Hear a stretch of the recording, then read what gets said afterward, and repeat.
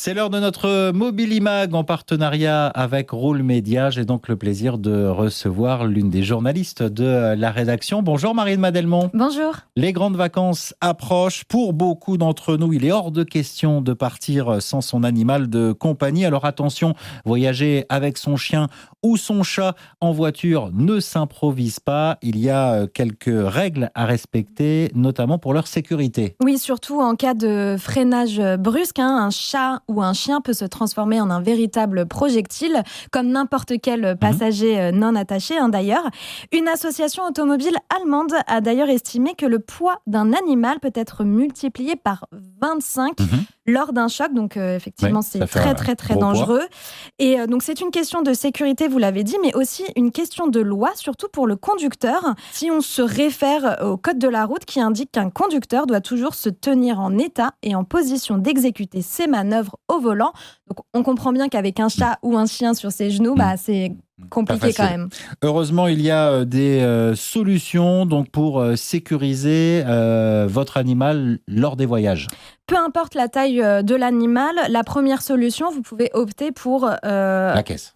Une caisse de transport, exactement. Donc, soit à accrocher à l'un des sièges de la banquette arrière ou à arrimer dans votre coffre.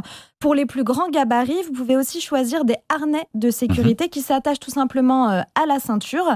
Et si vous avez un gros chien et un véhicule qui vous le permet, évidemment, vous pouvez installer une grille de protection à l'arrière.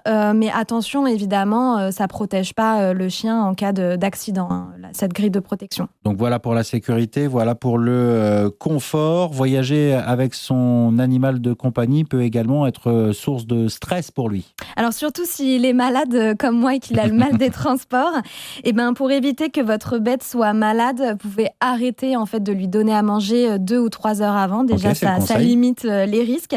Et surtout, n'oubliez pas de faire des pauses régulières sur la route. C'est la règle numéro 1, mais elle est importante. Nous, on conseille un quart d'heure d'arrêt toutes les 2 heures minimum. Et pourquoi pas avec son animal, s'arrêter un petit peu plus longtemps et un petit peu plus régulièrement. On termine, Marine, avec quelques infos supplémentaires si vous partez à l'étranger. Si vous partez en vacances cet été avec votre animal, il y a quelques règles à suivre. Donc, il doit être âgé d'au moins 15 semaines. Il doit aussi avoir un passeport européen délivré par le vétérinaire, être identifié par puce ou par tatouage et surtout être vacciné contre la rage. Merci Marine. Toutes ces infos et bien d'autres encore sont toutes à retrouver sur le site media.roule.fr et sur vos réseaux sociaux. À bientôt Marine. À bientôt.